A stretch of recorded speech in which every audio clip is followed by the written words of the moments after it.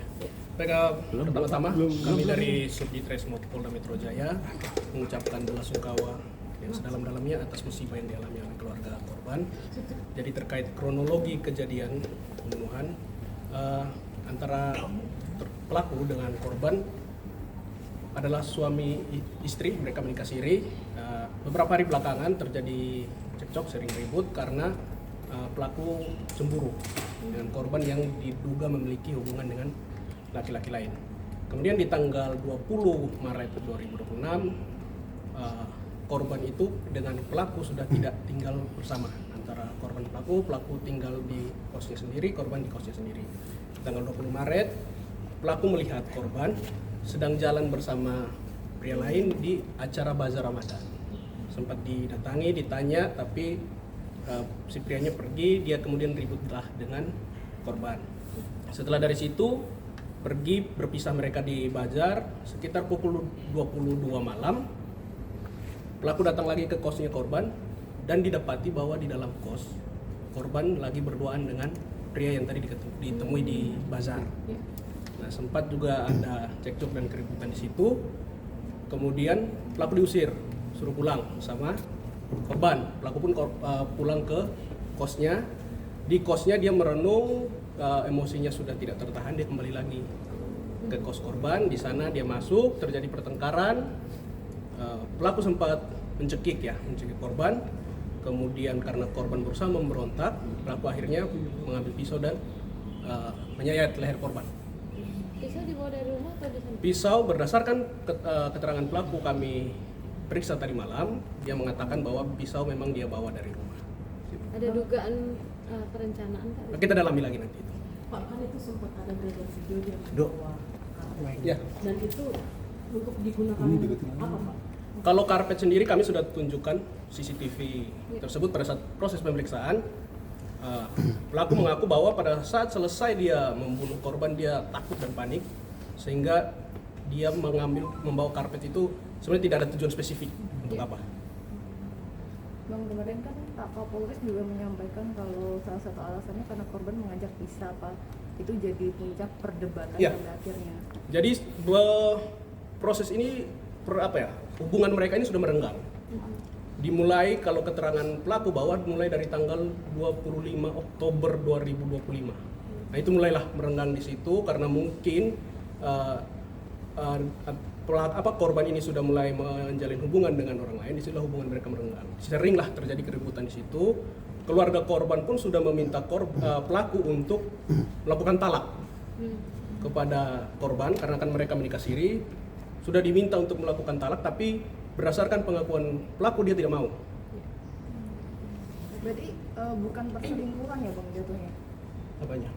Kan berarti dari korban ngajak pisah dulu baru Ya, ada ajak deal tapi belum ada talak. Jadi status berdasarkan pengakuan pelaku ya, statusnya masih suami istri. Pak, tapi dari pernikahan mereka ini ada Nggak ada. Bang, bener nggak sih si pelaku ini sempat membunuh diri? Jadi pada saat dia melarikan diri, setelah membunuh itu dia sempat keluar kota, ke Bogor dan Sukabumi, berpindah-pindah.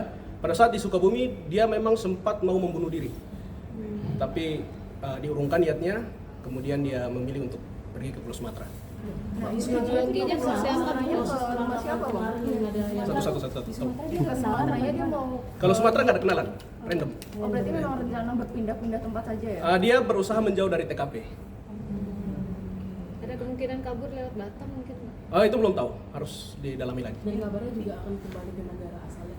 Seperti itu. Kita perlu dalami lagi kalau terkait dia mau ke Irak lagi atau enggak. Tapi status kependudukannya memang asli warga negara. Dia WNA. Tapi sudah pindah ke Indonesia atau Dia di Indonesia sudah sekitar 9 tahun menggunakan kitas dan kitab. Kami juga nanti koordinasi dengan pihak imigrasi terkait Untuk proses hukumnya akan kitas gitu. dikoordinasikan dengan imigrasi. Tentu pasti kita koordinasikan dengan imigrasi dan juga kedutaan. Kedutaan sudah kami surati kemarin. termasuk untuk deportasi. Nah, itu berproses nanti ya. Pak, tapi apa sih kesaksian dan bukti-bukti yang benar menunjukkan sehingga dapat diputuskan kalau si F ini adalah pelaku? Jadi pada saat penangkapan di Jalan Tol Tangerang Merak di badan pelaku, pada saat kami melakukan penggeledahan, kami menemukan paspor korban dan juga salah satu handphone korban. Dan juga pada saat pemeriksaan pelaku mengakui bahwa dia yang melakukan pembunuhan. Kalau pisau itu ditemukan di Buktinya mana? di Bang? mana Pak? Pisau ditemukan di TKP. Di pinggang. Bang, Ya. ini kan waktu kabur yang bersangkutan juga membawa ponsel korban ya Bang? Ya, Itu betul. Tujuannya apa tuh? Jadi alasan pelaku membawa ponsel korban karena menurut dia di situ ada bukti perselingkuhan Bukti perselingkuhan si korban. si korban. Jadi katanya selain melihat tertangkap basah lah bersama pria lain, ada juga foto mesra, katanya seperti itu. Cuma HP korban sampai saat ini belum kami buka karena tidak ada yang tahu passwordnya. Pak, tapi si pelaku ini memang seorang imigran gelap kan, kalau soalnya kan kalau pernikahan sah di negara ini kan Dia punya password kok. saksi dan lain-lain. Makanya karena itu nanti kita pasti koordinasi dulu dengan imigrasi.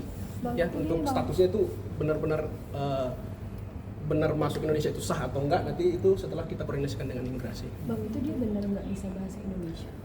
Selama pemeriksaan tersangka atau pelaku ini cuma menggunakan bahasa Arab dan bahasa Inggris.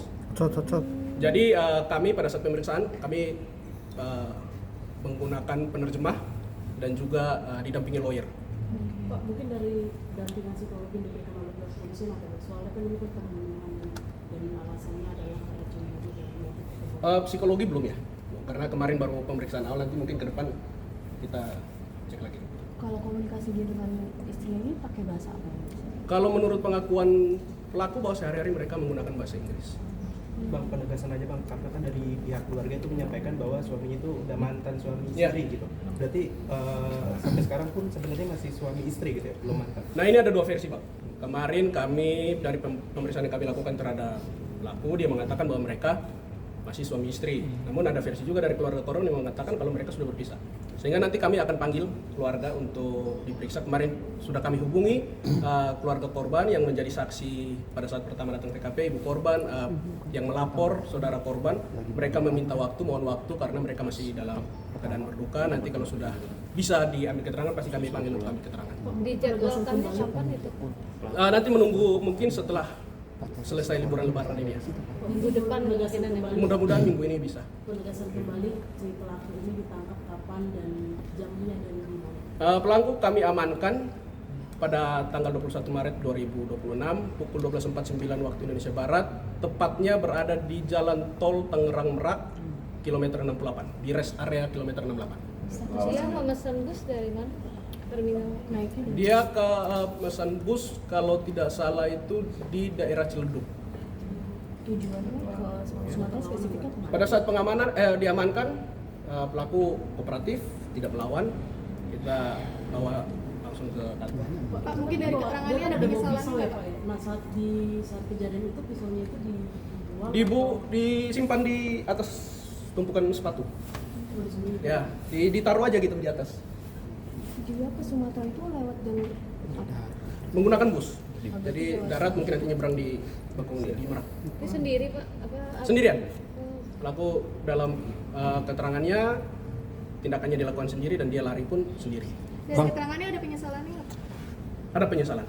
Pasti penyesalan ada, tapi semua sudah terjadi, dia harus menjalani hukumannya. Bang tadi kan bilang datang pertama sedang berdua ya sama kekasihnya, Ya. terus datang yang kedua Udah itu nggak ada, udah pergi. Oh, udah. Jadi korban sendiri diketok pintunya, dibuka sama korban, dia masuk, mereka cekcok, terus sama dia dicekik ya kalau ini bilang dipiting ya.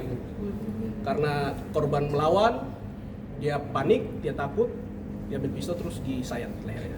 Pak, pria yang diduga selingkuhannya itu berarti akan diperiksa Pak? Kita panggil pasti. Bang, penegasan aja Bang, berarti motifnya ini karena cemburu ada orang ketiga gitu ya Bang ya. Karena kan sebelumnya Pak Kapolres Jakarta Timur juga bilang alasannya itu kan karena si pelaku ini tidak mau diceraikan. Ya, berdasarkan pemeriksaan yang kami lakukan kepada pelaku, dugaan karena rasa cemburu.